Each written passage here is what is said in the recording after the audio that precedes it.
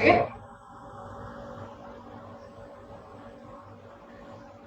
तो ये है आपका कौन सा मॉडल टैक्स पेपर नंबर 4। ठीक है। Now come to the question. क्या बोलते हैं, मिस्टर संभव एज कितनी है, 48 years, furnishes the following particulars for the previous year 24-25 in respect of industrial undertaking, ठीक है, established in SEZ। तो SEZ में established हुआ और कब हुआ बेटा, 2018 में हुआ। तो यहाँ पर आपको किसमें रिडक्शन मिलने वाली, ऑब्वियसली बात है 10AA में। Begin the manufacturing on April 2018। तो अप्रैल 2018 में मैन्युफैक्चरिंग बिगिन करती है। टोटल सेल्स कितनी है, 85 लाख।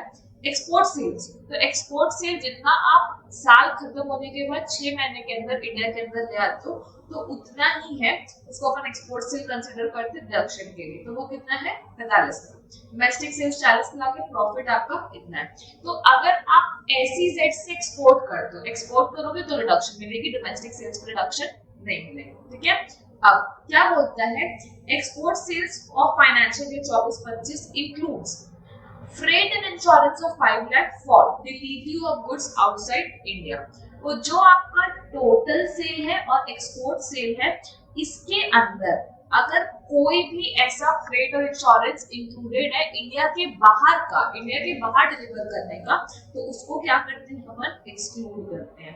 मतलब टोटल सेल में कितना माइनस होगा बेटा, 5 लाख रुपीस, और एक्सपोर्ट सेल में कितना माइनस होगा, 5 लाख रुपीस, जो कि यहाँ पर दिया। ठीक है। Next, he received rent of 30,000 per month for a commercial property let out to Mr. Akash। ठीक है। तो let out किसको किए, he received a rent of 30,000 per month, तो 30,000 पर मंथ का उसको रेंट मिला हुआ है। अब for the commercial property let out to Mr.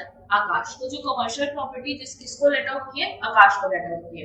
Salaried individual है और interest on saving bank account कितना है, 15,000 है, और post office saving bank account में कितना है, 7,000 है। ठीक है।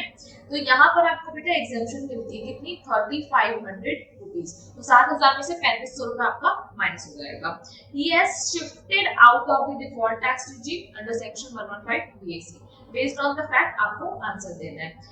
Compute amount of export turnover and total turnover for the purpose of computing deduction under section 10AA। तो एक्सपोर्ट और टोटल टर्नओवर आपको बताना है। तो यहाँ पर 85 minus 5 और 45 minus 5, तो यहाँ पर आपका 80 लाख एंड 40 लाख। तो आपका आंसर हो जाएगा 80 लाख एंड 40 लाख, मतलब ऑप्शन नंबर बी। ठीक है।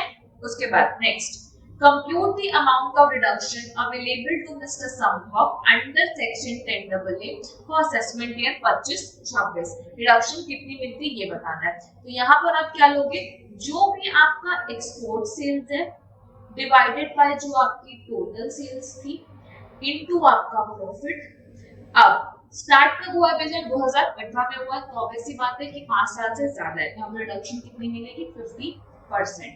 तो यहाँ पर आपकी सेल्स कितनी है, 40 lakh, divided by total sales कितनी है, 80 लाख, इनटू प्रॉफिट कितना है, 20 लाख, इनटू क्या करेंगे अपन, 50%। रिडक्शन कितनी मिलेगी, इसको आप सॉल्व कर लोगे तो आपका आंसर आ जाएगा कितना, 5 लाख रुपीस। तो यहाँ पर आपका आंसर हो जाएगा 5 लाख, ऑप्शन नंबर डी। ठीक है। उसके बाद पॉइंट नंबर 3 क्या बोलता है, टोटल इनकम ऑफ मिस्टर संभव। संभव की आपको क्या निकालना है, टोटल इनकम निकालनी है। तो यहाँ पर सबसे पहले अपन देखेंगे कि संभव की इनकम है कौन कौन सी। तो यहाँ पर आपकी जो प्रॉफिट कितना है उसे बेटा उसका 20 लाख। तो पीजीवीबी में उसका जो प्रॉफिट है वो है 20 लाख, उसमें हमको डिडक्शन मिली है कितनी, 5 लाख 10AA के अंदर, तो हुआ कितना, 15 लाख। और रेंट उसको मिल रहा है कितना, 30,000 पर मंथ। तो 30,000 इंटू 12 कितना हो गया, 3,60,000। तो 3,60,000 उसमें से माइनस कर दोगे 30%, तो 30% होगा उसका 0.3, 1,08,000। तो 1,08,000 माइनस करने के बाद उसकी इनकम बचती है 2,52,000। ठीक है। उसके बाद नेक्स्ट स्टेप होता है interest on saving bank account. Saving bank account में इंटरेस्ट कितना मिला है बेटा उसको, 15,000, और post office saving bank account में 7,000 माइनस 35, तो यहाँ पर कितना मिलेगा, 3,500। ये हो गया।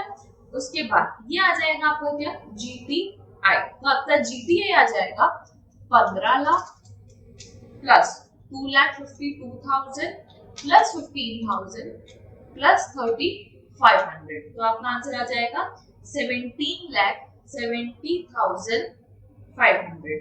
उसके बाद डिडक्शन माइनस करूंगी मैं 80 TP एक, कितनी मिलेगी मेरे को 10,000 रुपीज। ये माइनस होने के बाद मेरा आंसर आएगा 17,60,500 रुपीज। तो कितना आ रहा है 17,60,500। तो ये मेरा जो आंसर है वो आ गया है। तो यहाँ पर ये आंसर आ गया, तो 17,60,500, that is option number A is my answer. ठीक है, now come to the next question. Next question आपको क्या बोलता है, मिस्टर अंशुल, अंशुल है, एज कितनी है 54 साल है, जो कि कौन है बेटा, इंडियन सिटीजन है। ठीक है, अब Indian citizen working as an assistant manager in ABC India limited, he is getting a basic salary of 58,000 per month, salary 58,000 रुपए पर मंथ। वो फ्रीक्वेंटली इंडिया के बाहर जाता है काम पर्पस के लिए। अब उसने अभी लीव किया है इंडिया दिल्ली एयरपोर्ट 5 अक्टूबर 2025 को एंड रिटर्न ऑन 2 अप्रैल 2025, तो 2 अप्रैल को वापस आ गया, मतलब अगले साल वापस है। अब अक्टूबर में गया तो आपको क्या निकालना है, स्टेट इंडिया निकालना है, और स्टेट इंडिया निकालने के लिए आप कहां से लोगे, अप्रैल से लेके अक्टूबर तक के डेज लेंगे। तो अप्रैल में कितना हो गया 30 डेज, मई प्लस जून प्लस जुलाई प्लस अगस्त प्लस सितंबर प्लस अक्टूबर, वापस से काउंट करना, अप्रैल मई जून जुलाई अगस्त सितंबर और ये हो गया आपका अक्टूबर। टोटल नंबर ऑफ डेज अगर मैं काउंट करती हूँ तो अप्रैल मई जून जुलाई अगस्त सितंबर और अक्टूबर हो गए 5 दिन। तो अपन यहाँ पर हो गए कितने 188 डेज, तो 188 डेज। अब 188 डेज हुए, सिंस वो इंडियन सिटीजन अब एक्सेप्शन में कवर हो गया, उसके ऊपर से फर्स्ट कंडीशन सैटिस्फाई होती है 182 डेज और मोर वाली। ठीक है, तो वो सैटिस्फाई कर लिया, अब वो क्या बन गया बेटा, रेसिडेंट बन गया। ठीक है, तो हमारे पास अभी हमारा जो बंदा है वो क्या बन चुका है, रेसिडेंट बन चुका है। अब ऑर्डिनरी है कि नॉन ऑर्डिनरी है उसकी इंफॉर्मेशन हमारे पास नहीं है, तो हमको नहीं पता कैसे निकालना है। ठीक है, ये जो भी उसकी सैलरी की बाकी डिटेल दी गई है। नीचे क्या पूछा है, आपको पहले तो अंशुल का रेसिडेंशियल स्टेटस बताना है, तो हमको पता है कि वो रेसिडेंट तो है, बट हम ये डिटरमाइन नहीं कर सकते कि ओआर है कि एनओआर। ठीक है, उसके बाद उसके निकालने आपको टैक्सेबल परक्यूजिट्स जो उसको मिलेंगे और total income under head salary, तो सैलरी के अंदर जो टोटल इनकम है वो आपको निकालनी है। चलो कम ऑन, सबसे पहले अपन स्टार्ट करेंगे किसके साथ बेटा, बेसिक सैलरी के साथ। तो बेसिक सैलरी आपको बोली 58,000 पर मंथ, तो 58,000 इनटू साल भर का आपका हो जाएगा 6,96,000।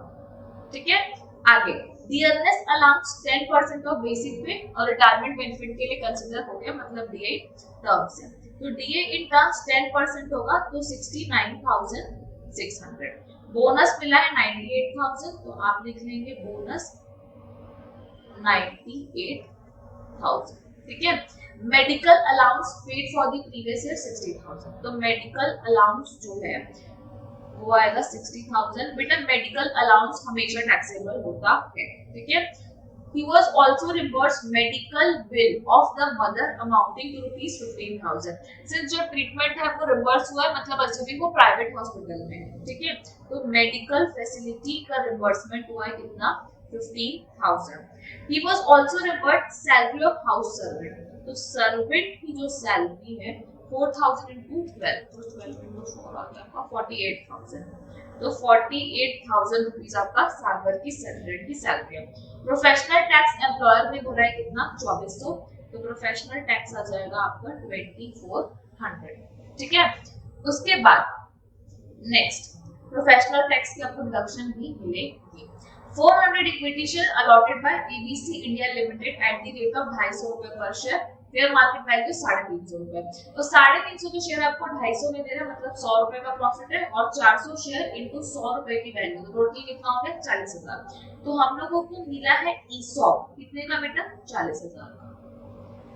Anshul has exercise the option of shifting out of the default tax regime, default tax regime से वो बंदा जो है वो क्या आ गया बाहर।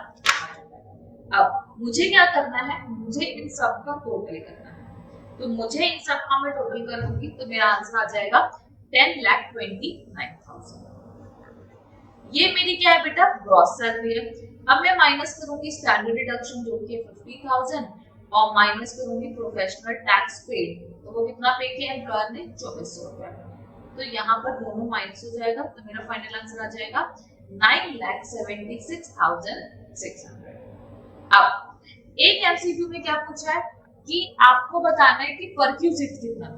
तो बेसिक सैलरी परक्यूजिट है क्या, नहीं। डिएन टर्म्स है, बोनस है, नहीं। मेडिकल लॉस है, नहीं। मेडिकल फैसिलिटी जो है परक्यूजिट है, सर्वेंट परक्यूजिट है, प्रोफेशनल टैक्स परक्यूजिट है, और ये आपका परक्यूजिट है। तो अगर आप इनको टोटल कर देंगे तो आपका आंसर जितना आएगा वो आपका परक्यूजिट का वैल्यूएशन, ठीक है। तो अगर मैं इसको टोटल कर देती हूँ तो मेरा आंसर आ जाता है 1,05,400। ये मेरा क्या है, आंसर है। तो परक्यूजिट मेरे को कितना मिल रहा है बेटा, 1,05,400, और टोटल इनकम आ रही है मेरी 9,76,600, मतलब ऑप्शन नंबर ए, ठीक है। उसके बाद come to the next question. Mister Ross, Ross जो है वो कौन है बेटा, ऑस्ट्रेलियन सिटीजन है, employed in Indian embassy in Australia, Indian embassy में वहां काम करता है। He is a non resident in India, वो इंडिया में क्या है, नॉन रेसिडेंट है। He received the salary allowances in Australia from the government for the year ended 31 March 2025, ठीक है। अब नॉन रेसिडेंट को क्या मिल रही है, सैलरी मिल रही है, अलाउंसेस मिल रहे हैं इंडिया के बाहर, for services rendered in Australia. Australia में सर्विस रेंडर किया। In return, he was also allowed perquisite by the government. Which of the following statement is correct? तो क्वेश्चन ये पूछना चाह रहे हैं कि अगर सरकार उसको सैलरी देगी, अलाउंस देगी, परक्यूजिट देगी इंडिया के बाहर और इंडिया के बाहर काम करने के लिए, फैसिलिटी भी इंडिया के बाहर मिल रही है, काम भी इंडिया के बाहर हो रहा है और वो नॉन रेसिडेंट है, तो क्या इंडिया में टैक्सेबल होगा, नहीं, क्योंकि वो अदर फॉरेन इनकम की कैटेगरी में आता है। तो इसीलिए जो सैलरी परक्यूजिट जो भी है वो इंडिया में टैक्सेबल नहीं होंगे, क्योंकि वो इंडिया का नॉन रेसिडेंट है, ठीक है।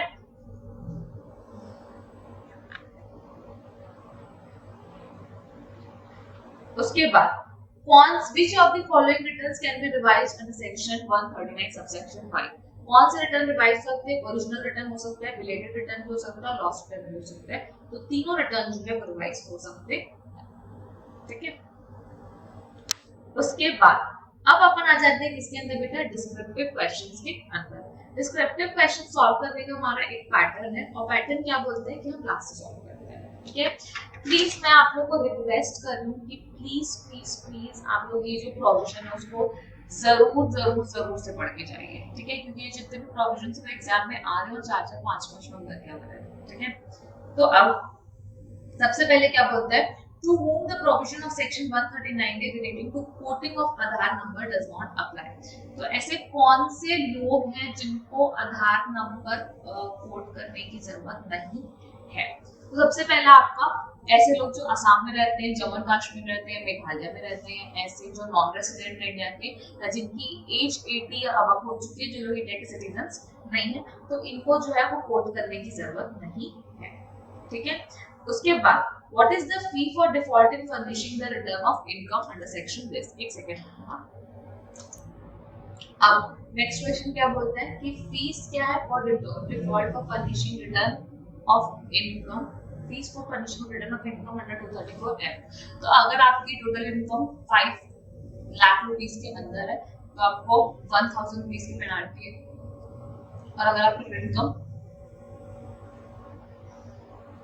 5 लाख से ज्यादा है तो आपको 5000 रुपीस की पेनाल्टी है, ठीक है। अब what is the consequence of failure to intimate Aadhaar if there is a fee for self default. तो अगर 2017 के बाद आपको क्या बोलते हैं पैन से आधार को लिंक कराना जो है वो जरूरी है, तो 31 मार्च 2022 तक आपको ये इंटीमेट करना पड़ेगा कि आपके पास आधार जो पैन को लिंक है कि नहीं, आपको लिंक कराना जरूरी है। अगर आपने नहीं कराया तो आपको जब भी आप कराओगे तो आपको 1000 रुपए की पेनाल्टी जो है वो लगेगी। और उसके अलावा क्या क्या कंसीक्वेंस है, अगर आपने नहीं बनाई है, आप आधार इंटीमेट नहीं कर रहे हो, तो उस केस में पहली बात तो आपको रिफंड नहीं मिलेगा, और आपको इंटरेस्ट ऑन रिफंड भी नहीं मिलेगा, और आपका टीडीएस और टीसीएस जो है वो हायर रेट से कटेगा, ठीक है। उसके बाद नेक्स्ट क्वेश्चन क्या बोलता है, mister Mohit submits the following information for the previous year 24-25 की मोहित जो है फॉलोइंग इंफॉर्मेशन सबमिट कर रहा है। तो सैलरी ये है,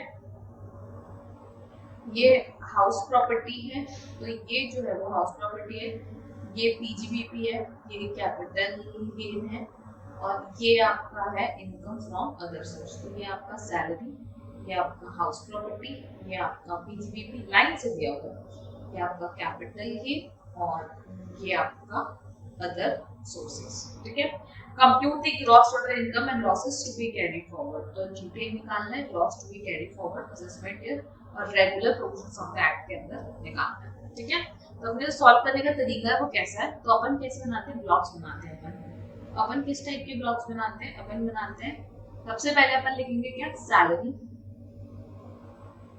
फिर अपन उसको ऐसे एक लाइन बनाएंगे, फिर नेक्स्ट अपन लिखेंगे क्या, हाउस प्रॉपर्टी, फिर अपन उसकी लाइन बनाएंगे, फिर अपन लिखेंगे क्या, पीजीबीपी, फिर अपन लिखेंगे क्या, कैपिटल गेन, और फिर अपन लिखेंगे इनकम फ्रॉम अदर सोर्सेस, फिर अपन लिखेंगे ये और ये। उसके बाद सबसे पहले आपको क्या दिया होगा, सैलरी। सैलरी कितना है बेटा, 6,50,000। उसके बाद हाउस प्रॉपर्टी की इनकम कितनी है, 55,000। और हाउस प्रॉपर्टी का लॉस कितना है, तो हाउस प्रॉपर्टी का जो लॉस है सेल्फ ऑक्यूपाइड प्रॉपर्टी का है 1,25,000 का लॉस है, और लॉस फ्रॉम हाउस 3 तो वो है 1,90,000 का लॉस। ठीक है, उसके बाद लॉस फ्रॉम लेदर बिजनेस, तो लेदर बिजनेस का जो लॉस है वो है 68,000। तो 68,000 करंट ईयर का लॉस है। ठीक है, उसके बाद 1,70,000 क्लॉथ बिजनेस का प्रॉफिट है, तो 1,70,000 प्रॉफिट जो है वो करंट ईयर का। ठीक है, उसके बाद क्रॉसवर्ड पजल, तो 12,000 रुपए जो है आपको क्रॉसवर्ड पजल से मिले, तो पजल से आपको इनकम हो गई है। ठीक है, नेक्स्ट आपको क्या बोलता है, डिविडेंड फ्रॉम फॉरेन कंपनी, तो 8,500 रुपीस आपको डिविडेंड मिलता है। उसके बाद नेक्स्ट बोल रहा है loss from owing and maintaining race horses, 7,500 rupees जो है आपका वो है रेस हॉर्स, बट वो क्या है बेटा आपका लॉस, तो loss 7,500 rupees. Income from owing and maintaining of race bull not horse. ठीक है, तो यहाँ पे आपकी इनकम कितनी होगी, 9,000 रुपीस जो है वो आपको आई है रेस बुल से। ठीक है, अभी यहाँ पर मैं क्या कर रही हूँ, मैं कर रही हूँ लॉस को कलर, मैं कर रही हूँ लॉस को ग्रीन कलर। तो हमारा जो लॉस है वो कौन से कलर से दिखेगा, ग्रीन कलर से दिखेगा। तो ये हमारी टोटल सारी इंफॉर्मेशन जो है वो हमने लिख ली है। अब हम सेटअप करना कहाँ से शुरू करते हैं, लास्ट से स्टार्ट करते हैं। तो हमारे पास लॉस कौन सा है बेटा, 7,500 का, जो कि डायरेक्ट कैरी फॉरवर्ड होगा, क्योंकि इसकी हमारे पास क्या है, इनकम नहीं है सेट ऑफ करने वाली, तो इसको हमको डायरेक्ट कैरी फॉरवर्ड करना पड़ेगा। तो यहाँ पे हम करेंगे 7,500 रुपीज रेस कॉस्ट, उसका लॉस है जो भी कैरी फॉरवर्ड हो जाए। ठीक है, और हमारी इनकम कितनी होगी, 12,000 प्लस 8,500 प्लस 9,000, टोटल मिलाएंगे तो मेरा आंसर आ जाएगा 29,500। ठीक है, उसके बाद कैपिटल गेन में कुछ है, हाँ शॉर्ट टर्म कैपिटल लॉस, और हमें मेंशन करना भूल गए, हमको शॉर्ट टर्म कैपिटल लॉस है कितना, 35,000 का, तो 35,000 का हमको लॉस है शॉर्ट टर्म कैपिटल लॉस। ठीक है, और कुछ है क्वेश्चन में नहीं, क्योंकि सब हेड पे इनकम थी। शॉर्ट टर्म कैपिटल लॉस कितना है, 35,000। क्या short term capital loss set of होता है, तो शॉर्ट टर्म के प्रॉफिट्स होते हैं, लॉन्ग टर्म के प्रॉफिट्स होते हैं, दोनों ही नहीं है, तो इसको भी हमको कैरी फॉरवर्ड करना पड़ेगा। 35,000 का जो है वो लॉस है शॉर्ट टर्म कैपिटल लॉस। ठीक है, उसके बाद नेक्स्ट आपके पास पीजीबीपी में प्रॉफिट है 170 का, लॉस है आपका इतना, तो सेट ऑफ करके मेरा आंसर आ जाएगा 1,02,000। तो मेरा जो प्रॉफिट है वो कितना आएगा, 1,02,000। अब मेरे पास हाउस प्रॉपर्टी में प्रॉफिट कितना है, 55,000, लॉस कितना है, 1,25,000 और 1,90,000। अगर मैं नेट सेट ऑफ कर देती हूँ, 1,25,000 प्लस 1,90,000 माइनस 55,000, तो भी मेरे पास लॉस कितने का बचता है, 2,60,000 का लॉस बचता है। अभी भी मेरे पास क्या है, 2,60,000 का लॉस फ्रॉम हाउस प्रॉपर्टी है। क्या है, लॉस फ्रॉम हाउस प्रॉपर्टी, और मेरे पास सैलरी 6-6.5 लाख की मेरे पास क्या है, सैलरी है। अब अगर आपके पास हाउस प्रॉपर्टी में लॉस है, तो अक्सर सारे क्वेश्चन में उसको सैलरी के साथ ही सेट ऑफ किया, बट मैक्सिमम कितना सेट ऑफ कर सकते हो आप, 2 लाख। तो 2 लाख रुपए अगर आप यहाँ पर माइनस कर देते हो, तो आपका सैलरी का इनकम हो जाता है 4,50,000। इनका जो लॉस कैरी फॉरवर्ड होने का होता है वो हो जाता है 60,000 लॉस फ्रॉम हाउस प्रॉपर्टी। ठीक है, तो यहाँ पर अब आपकी जो सैलरी की इनकम होगी वो कितनी होगी 4.5 लाख। ये जो है वो आपका कैंसिल हो चुका है। ये जो है वो आपकी क्या है इनकम है, इसकी बेटा पीजीबीपी की, और आपकी अदर सोर्सेज की इनकम है 29,500। तो ये जो है वो हो चुका है। ठीक है, अगर मैं इसका टोटल करती हूँ इसका इसका और इसका, तो मेरा जो आंसर आता है टोटल इनकम जो मेरी आती है वो आ जाएगी 5,81,500, जो कि ये हम लोग को निकालना है कि टोटल इनकम कितनी आएगी और लॉस कौन से कैरी फॉरवर्ड करते हैं। तो ये वाला लॉस जो है वो हम कैरी फॉरवर्ड करने वाले हैं। ठीक है, now moving to our next question, that is question number 3 का बी। तो क्वेश्चन नंबर 3 का जो बी है वो क्या बोलना है, उसको ये बोलना है, उसको भी बहुत बोलना है। Mr Ashish entered into an agreement with Mr Dhawal. Dhawal के साथ उन लोगों ने एग्रीमेंट एंटर किया है to sell the residential house located कहाँ पर है बेटा, नवी मुंबई में लोकेटेड है, on 16 अगस्त 2024 फॉर ₹80 लाख। ठीक है, अग्रीमेंट किया 80 लाख में सेल करना है। Sale proceeds were to be paid 20% through account pay cheque on date of agreement में मिल जाएगा, बैलेंस 60% पोजेशन में मिलेगा, बैलेंस आपका दी कंप्लीशन ऑफ रजिस्ट्रेशन में मिल जाएगा। ठीक है, mister Dhaval handed over the possession of the property on 15/12/2024। Possession कब मिला है बेटा, 15/12/2024 को मिला है। रजिस्ट्रेशन कब कंप्लीट हुआ है, 14/1/2025 को हुआ है। Sale proceeds were paid as per the agreement, sale proceeds agreement तक हो चुकी है। Stamp duty value on 16 August was 90 lakh, whereas on 14 January 2000 was 91,50,000। ठीक है, तो मेरी जो अग्रीमेंट की डेट है, तो डेट ऑफ अग्रीमेंट जो है, तो डेट ऑफ अग्रीमेंट में मेरी जो स्टैम्प की वैल्यू थी वो कितनी थी 90 लाख, और डेट ऑफ उसमें कितनी थी 91,50,000। तो डेट ऑफ अग्रीमेंट में मुझे पैसा मिल गया था, तो मैं ये वाली स्टैम्प की वैल्यू जो है वो कंसीडर करूंगी। ठीक है, Ashish acquired the property on 1/4/2001 में 20 लाख के लिए खरीदा था। After recovering the sale proceeds from Dhawal, उसने क्या किया, उसने भाई साहब ही purchased another residential property Kanpur में 15 लाख के लिए इन अप्रैल 2025। आपको निकालना क्या है, कैपिटल गेन। अब बेटा आप जब भी देखोगे कि ट्रांसफर 23 जुलाई के पहले हुआ है कि ट्रांसफर 23 जुलाई के बाद हुआ है, तो उस केस में आपको जो ट्रांसफर की डेट लेनी है वो हमेशा आप लोगे कब, जो आपकी डेट ऑफ रजिस्ट्रेशन वाली डेट है, मतलब कि नहीं, ट्रांसफर की जो आपकी डेट आएगी, हाँ, जब की डेट ऑफ रजिस्ट्रेशन की डेट है, डेट ऑफ रजिस्ट्रेशन की जो डेट है वो कब है, 14 जनवरी। 23 जुलाई के बाद ट्रांसफर हुआ, तो आप क्या कंसीडर करोगे कि 14 जनवरी को जो एसेट सेल हुई है। ठीक है, अब आपको क्या करना है, आपको निकालना है कैपिटल गेन। कैपिटल गेन के लिए सबसे पहले आप क्या लेने वाले हो, एफवीओसी। अब क्या 90 लाख ज्यादा है 110% ऑफ 80 लाख से, तो क्या वो ज्यादा है, हाँ, 80 लाख इंटू 110%, 88 लाख रुपए, हाँ बिल्कुल ज्यादा है। तो हम लोग यहाँ पर लेंगे 90 लाख। ठीक है, माइनस करोगे कॉस्ट ऑफ एक्विजिशन, तो सिंस ट्रांसफर बाद में हुआ तो डायरेक्ट क्या ले लेंगे 20 लाख। 20 लाख रुपए माइनस करके मेरा आंसर आ जाएगा 90 - 20 70 लाख। ठीक है, अब उसने घर खरीद लिया कितने का, 15 लाख का, तो एग्जेम्पशन मिल जाएगी सेक्शन 54 में कितने की, 15 लाख की। तो मेरा जो कैपिटल गेन है वो कितना आ गया, नेट 55 लाख। तो net capital gain, long term capital gain how much, 55 lakh. ठीक है, कैपिटल गेन का जो क्वेश्चन है बेटा बस वो इतना सा ही है, आपको जबरदस्ती बहुत ज्यादा डरते हो, बहुत ज्यादा ओवर कॉम्प्लिकेट करते हो। अब नेक्स्ट कौन है भाई, तो नेक्स्ट है मिस्टर कमल।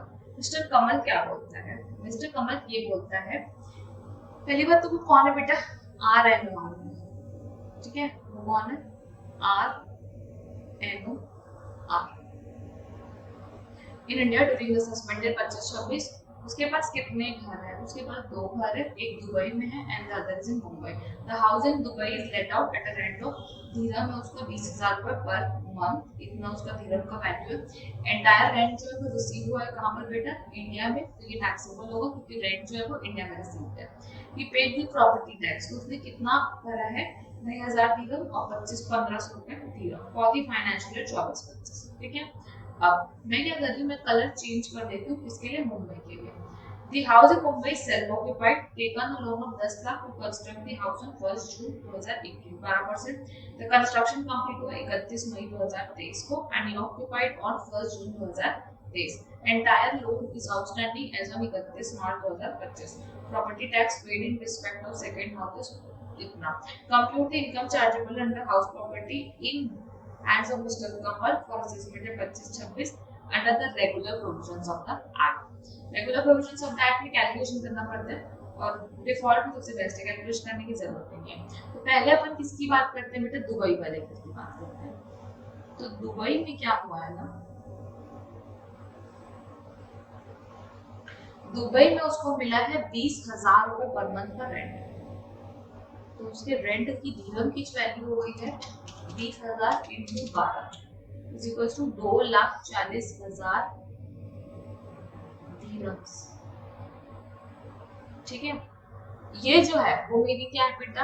GAB है। माइनस करूंगी मैं म्युनिसिपल टैक्सेस, तो म्युनिसिपल टैक्सेस मेरा कितना आया? तो 1500 रुपए और 2500 रुपए, तो मेरा 4,000 रुपए क्या है? म्युनिसिपल टैक्स है। 22 15 25 प्लस 15 4 4,000, तो म्युनिसिपल टैक्सेस है 4,000 दिरहम्स। ठीक है, माइनस कर दी, मेरा NAV आ चुका है 2,36,000 दिरहम्स। अब मैं इसको रुपीस में कन्वर्ट करना चाहती हूँ, तो इंटू कर दूंगी किससे बेटा? 22 रुपए से, एक दिरहम की वैल्यू, तो 2,36,000 इंटू 22 रुपए, आंसर आ जाएगा 51,92,000। माइनस करना है 30% स्टैंडर्ड डिडक्शन, तो इंटू 0.3, आंसर आएगा 15,57,000 15,57,600।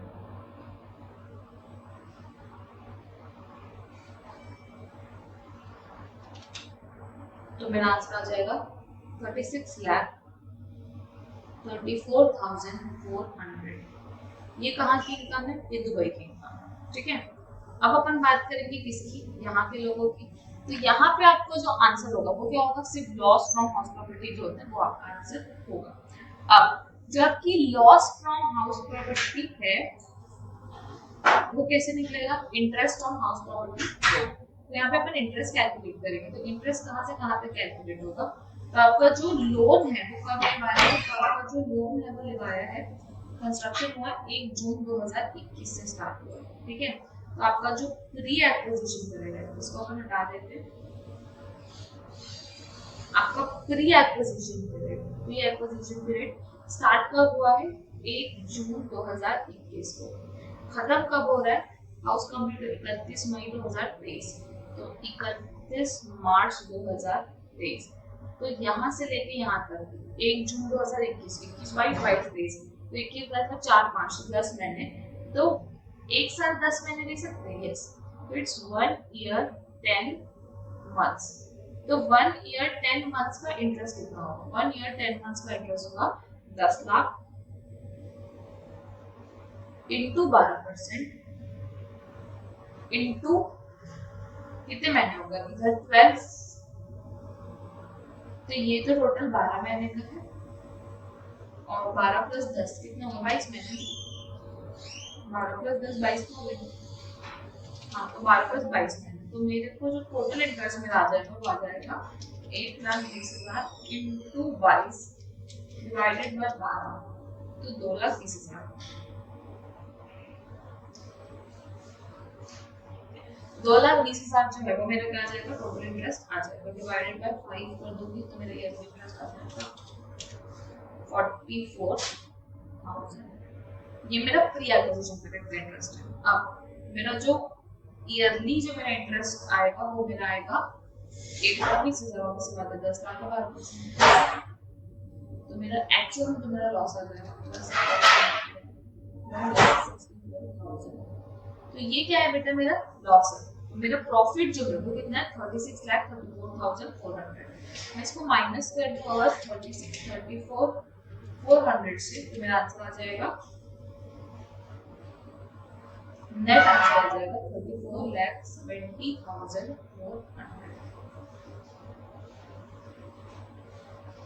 ठीक है। अब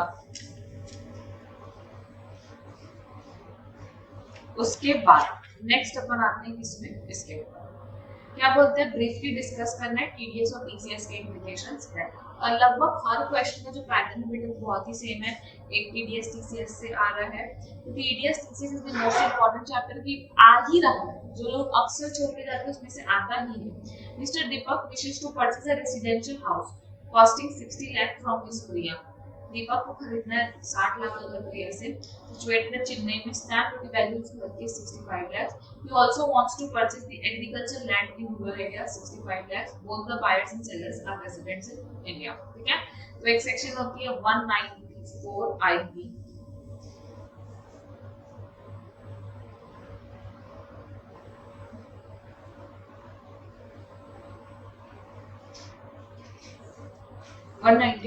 जिसका नाम हम लोगों ने रखा है इमोबल प्रॉपर्टी का भाड़ा। ठीक है। तो अगर आप 50 लाख से ऊपर कोई प्रॉपर्टी खरीदते हो तो बायर को 1% टीडीएस डिडक्ट करना होता है ओवर द सेल कंसीडरेशन। तो 65 लाख का 1% होता है कितना, 65,000। तो 65,000 टीडीएस डिडक्ट होगा कैपिटल एसेट के ऊपर।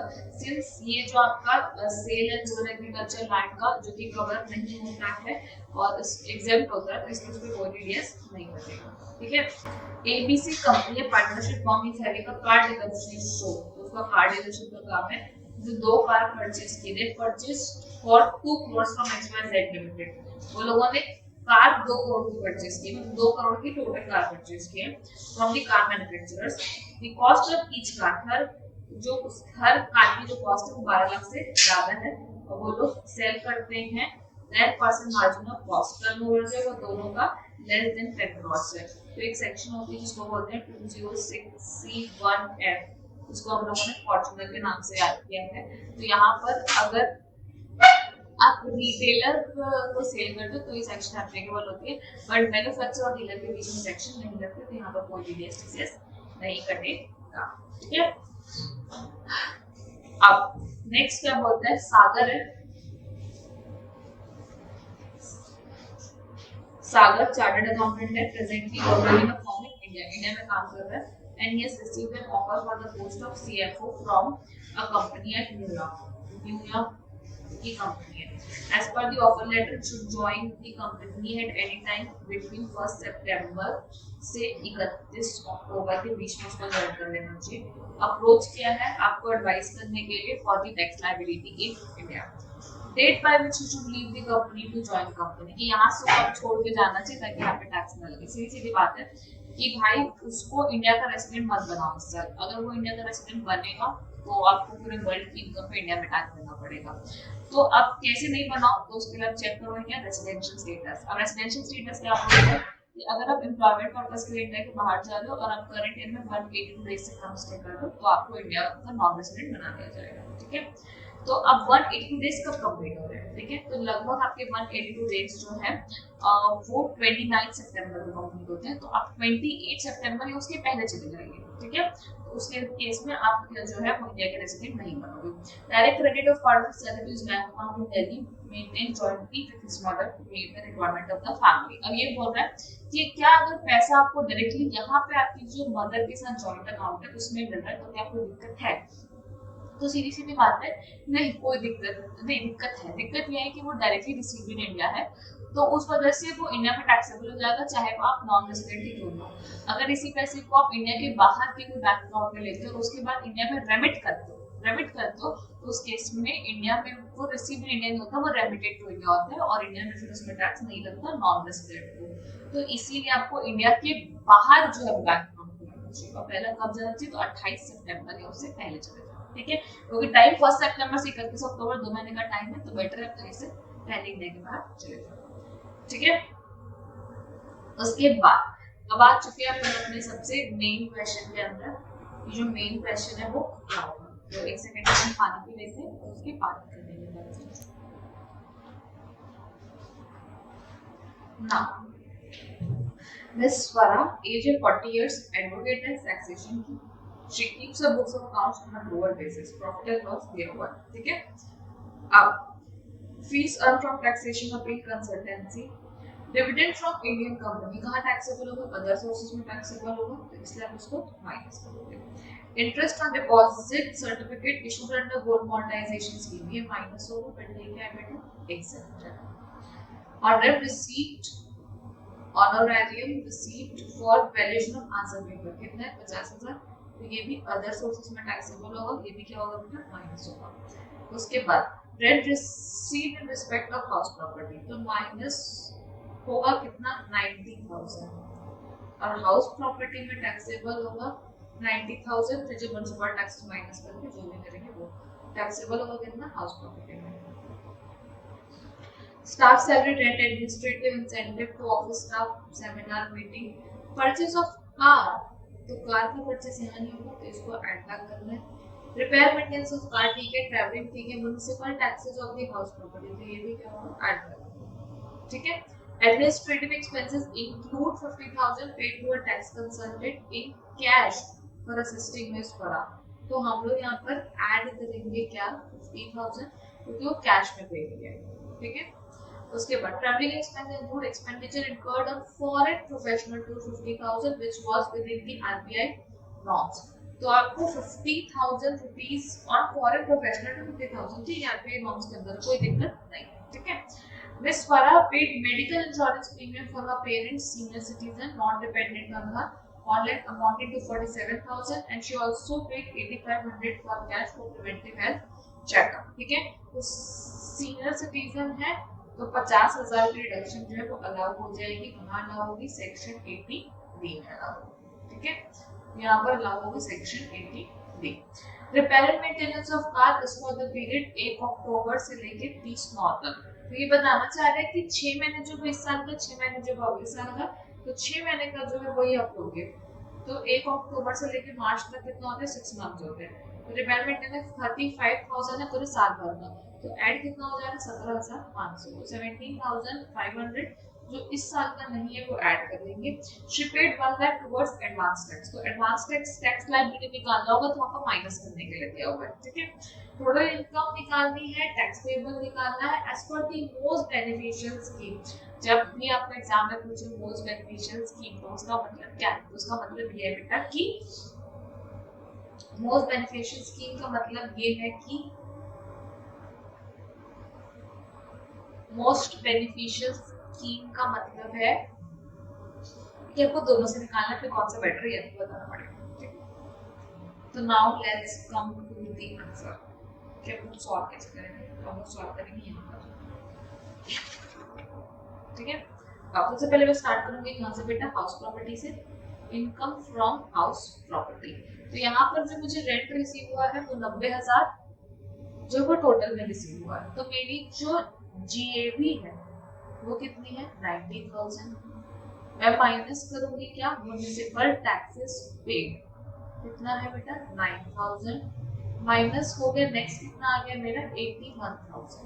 ठीक है. माइनस 30% क्या होगा मेरा? Standard deduction. तो 81,000 का 30% होता है 24,300.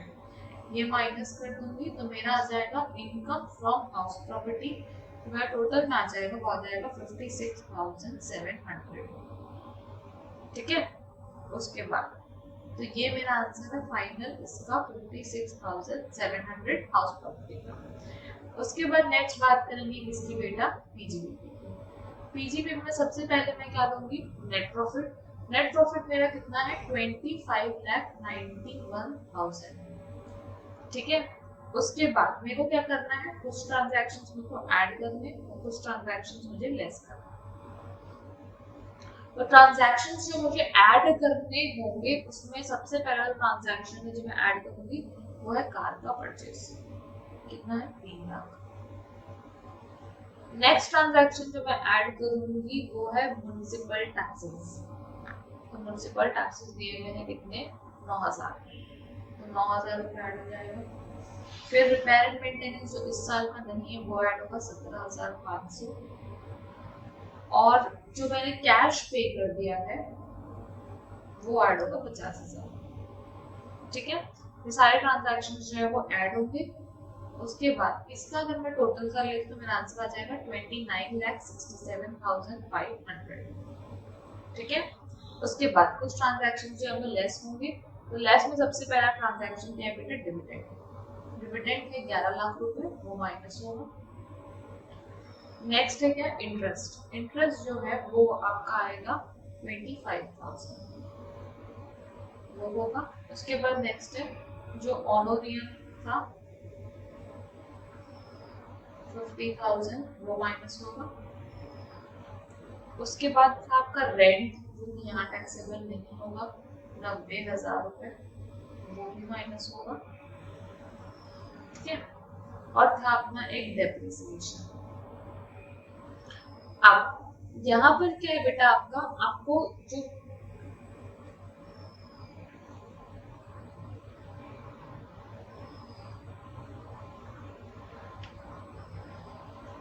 डेप्रिसिएशन और कार जो है वो क्वेश्चन में नहीं दिया हुआ।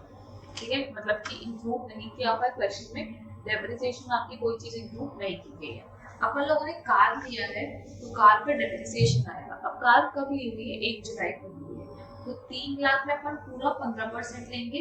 रीजन बीइंग कि used for more than 180 days, तो 3 लाख का जो 15% है वो आ जाता है कितना, 45,000। यहाँ पर मैं माइनस कर दूंगी क्या, 45,000। ठीक है, जब टोटल में मैं इसका आंसर निकालूंगी तो मेरा आंसर आ जाएगा 16,57,500। तो मेरा पीवीपी है 16,57,500। ठीक है, यहाँ तक सबको समझ आ गया। अब मैं स्टार्ट करूंगी इसके साथ इनकम फ्रॉम अदर सोर्सेज। तो इनकम फ्रॉम अदर सोर्सेज में सबसे पहला क्या आएगा आपका, डिविडेंड, जो कितना 11 लाख। नेक्स्ट आपको क्या, ऑनरियम, तो क्वेश्चन में दिया हुआ है ऑनरियम में 50,000। और कुछ है नहीं, और कुछ भी नहीं है, और जो इंटरेस्ट था वो तो एग्जाम था। आपका आंसर हो जाएगा कितना, 11,50,000। 11,50,000, 11,50,000, ये आपका आंसर आ चुका है। ठीक है, अब जब तीनों को ऐड कर देंगे तो आपका फाइनल आंसर आ जाएगा, दैट इज योर जीटीआई। आपका जो जीटीआई आएगा क्वेश्चन में वो आएगा 28,64,200। ये आपका जीटीआई है, माइनस 80 डी में जो आपने 50,000 रिडक्शन ली थी वो आप क्लेम कर देंगे। तो आपका जो टोटल इनकम है वो आ जाएगी 28,14,200। ये क्या आ गया, टोटल इनकम। किसके हिसाब से आएंगे, रेगुलर प्रोविजन ऑफ एक्ट के हिसाब से। अब सबसे पहले आपको क्या निकालना है बेटा, टैक्स निकालना है। तो जब टैक्स निकालेंगे तो किसके हिसाब से निकालेंगे, तो किस किस चीज की इनकम है, तो एक हाउस प्रॉपर्टी है, एक पीजीबीपी है, और अदर सोर्सेज मतलब स्लैब रेट। तो tax at the rate of slab rate, slab rate में पूरे के हिसाब से निकालना है। तो अभी मैं निकाल रहा हूँ किसके हिसाब से, normal provisions of the act के हिसाब से। तो मेरा आंसर जो है वो आ रहा है कितना, 6,83,030।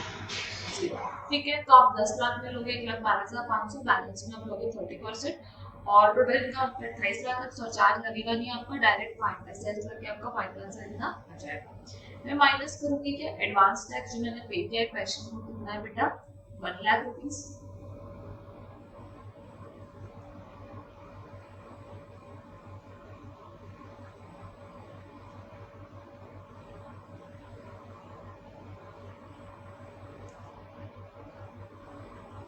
और जो मेरा डिविडेंड पे टीडीएस कटा है 194 एम, तो मैं 194 पे जो डिविडेंड पे मेरा टीडीएस कटा हुआ है, तो 11 लाख रुपए टोटल में ग्रॉस था, तो 10% टीडीएस, मतलब कि जो मैं टीडीएस है कितना बेटा, 1,10,000 रुपए। तो ये जो मैं डिडक्ट हो चुका है, तो ये दोनों माइनस कर दूंगी, तो मेरा फाइनल जो पेबल आ जाएगा वो कितना आ जाएगा, तो वो मेरा पेबल आ जाएगा माइनस करने के बाद 4,73,030, ठीक है। उसके बाद नेक्स्ट है आपका क्या कि डिफॉल्ट टैक्स रिजीम में आपको निकालना है। तो डिफॉल्ट टैक्स रिजीम में सबसे पहले अगर मैं क्वेश्चन में देखूं तो अदर सोर्सेज में क्या होता है कि एक तो इंटरनेट एडजस्टमेंट अलाउड होता है और प्लस सेल्फ ऑक्यूपाइड प्रॉपर्टी में आपको लॉस अलाउड नहीं होता है, ठीक है।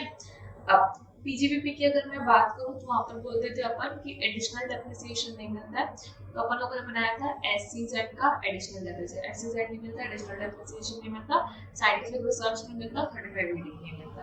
तो यहाँ पर ऐसा कुछ भी नहीं दिख रहा है, ठीक है।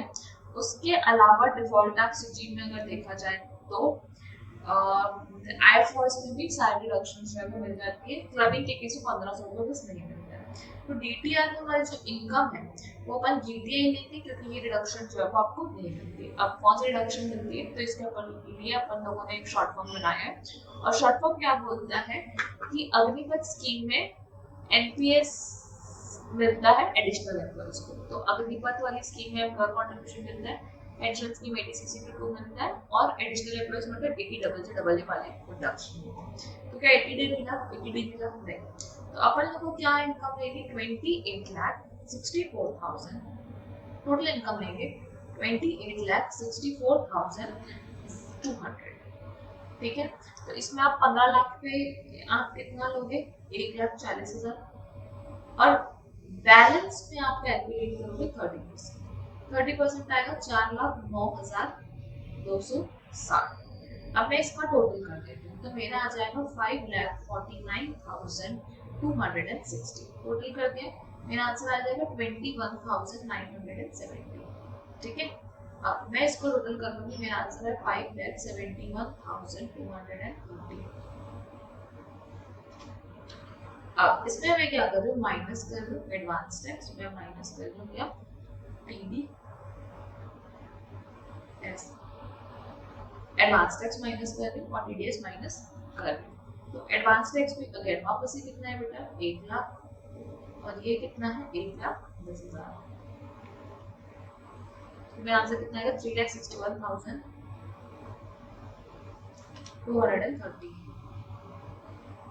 तो यहाँ पर मेरे टैक्स पेबल है वो कितना आ रहा है 473 समथिंग, यहाँ पर आ रहा है 361।